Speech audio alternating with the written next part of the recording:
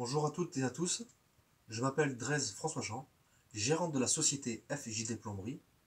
Je vous sollicite aujourd'hui pour une subvention leader qui me permettrait de subventionner mon camion, car je dispose d'un petit utilitaire qui ne me permet pas de développer mon activité.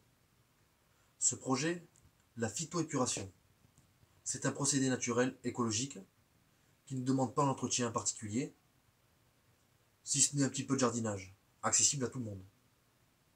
Par rapport à une fosse classique, qui, elle, demande de l'entretien, donc des frais supplémentaires, il faut savoir que la phytoépuration est aussi agréée par l'organisme du SPANC.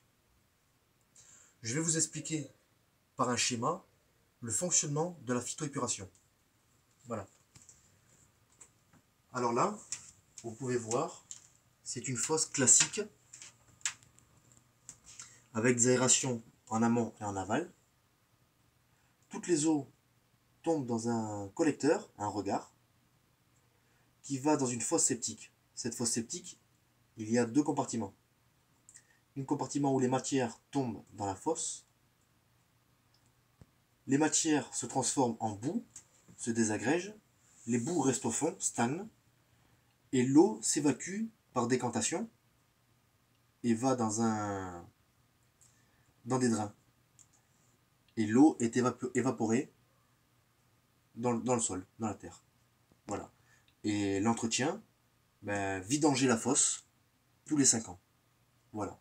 Et si après on a besoin de mettre une pompe de relevage, parce que nos drains ne sont pas assez bas, il y a une pompe de relevage en plus à faire. Par rapport à une fosse, une phytoépuration, sans fosse, toutes les eaux vont dans un connecteur, un regard quoi, et ces connecteurs vont directement dans un premier filtre. Le premier filtre, composé de bambou, de roseau, toutes les matières tombent dans ce regard, se mettent dans ce répartiteur, et les matières restent au-dessus. Les matières, les papiers et tout ça, sont dégradés par les bactéries et assimilés par les racines des bambous et des roseaux.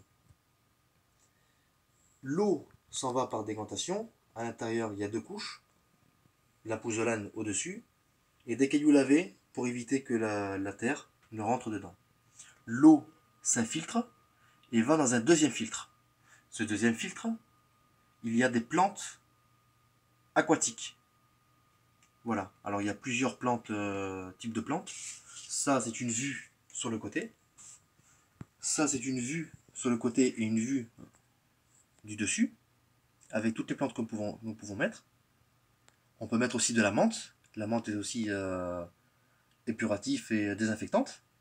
Voilà. On peut mettre des iris, des bambous, des nénuphars. Et après, toutes ces eaux-là repartent. Alors, soit repartent dans un fossé, dans un bassin pour pouvoir mettre des poissons. Voilà. On peut faire ce qu'on veut. Après, on peut le recycler, le mettre dans une cuve pour pouvoir arroser le jardin. Voilà mon projet. Je compte prochainement faire une formation complémentaire. C'est pour cela que je veux me lancer dans ce système, en pensant aussi aux générations à venir, et par conséquence à notre planète.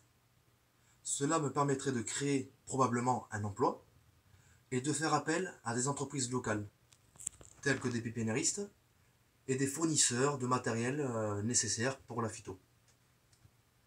À l'heure actuelle, je travaille déjà avec un terrassier de Céret. Je vous remercie à toutes et à tous de m'aider à obtenir mon camion et pérenniser ma société. Je vous remercie. À bientôt.